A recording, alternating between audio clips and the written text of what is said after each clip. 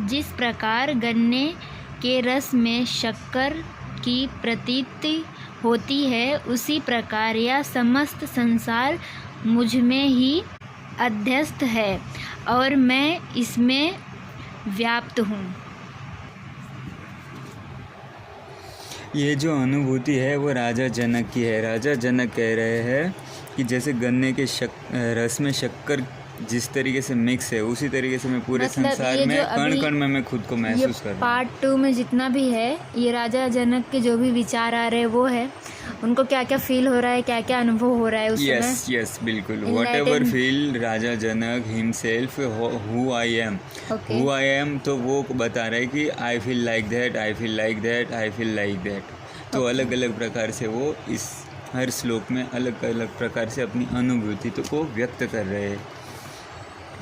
तो जिस प्रकार से गन्ने के रस में मिठास होती है, उसी प्रकार मैं इस संसार में व्याप्त हूँ, हर चीज़ में। जैसे गन्ने के रस में वो अंदर ओत प्रोत है, मिठास ओत प्रोत है, उसी प्रकार ये संसार में वो ओत प्रोत है। वैसा कहते हैं राजा जनक कि मैं वैसा महसूस कर रहा हूँ। समझ आए बात? तो तुम जब संसार और शरीर जब एक हो जाए, ऐसा महसूस करो, तब तुम्हें राजा जनक की अनुभूति होगी।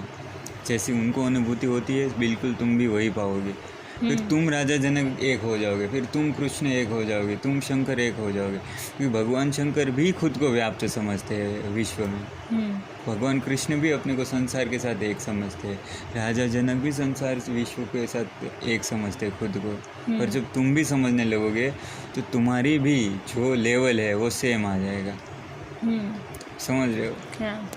लेकिन हम ये सोचते हैं कि हम जीव का कोई वो नहीं है, हमारा इतना लेवल नहीं है और हम ऐसी बड़ी चीज़ नहीं पा सकते। भगवान तो भगवान होते हैं और हम तो कुछ नहीं, हम तो मानव है, छोटे जीव है। और हम छोटेपन से हमेशा हमारा मन जो है वो निचले दम की ज़िंदगी जीता है और मर जाता है। लेकिन ऐसा नहीं है, परमात्मा ने हमें पूर्ण बनाया हुआ है, बस हमें अंदर का ताला खोलने की ज़रूरत है। जैसे कि भगवान बुद्ध ने अपने अंदर का ताला खोला, भगवान शंकर ने अपने अंदर का जो ताला खोला और विश्व के साथ एक हुए। ऐसे ही हर जो महात्मा है, हर जो परमात्मा है, जिसको भी परमात्मा बोला गया है, वो सब ये विश्व के साथ एक होके ही ये अनुभूति को प्राप्त हुए हैं। और तभी उसके अंदर भगवत्ता जागती है और उसी भगवत्ता को जागने के बाद हम उसको भगवान का नाम देते हैं कि ये भगवान है। फिर हम कहते हैं बुद्ध भगवान, फिर हम शंकर नहीं कहते, फिर हम कहते शंकर भगवान। क्योंकि जो भी भगवान हुए हैं वो भी पहले मनुष्य ही थे ना, मनुष्य ही थे। फिर हम कृष्ण नहीं कहते, फिर हम कहते कृष्ण भगवान। हाँ। पहले वो इंसान ही थे। हर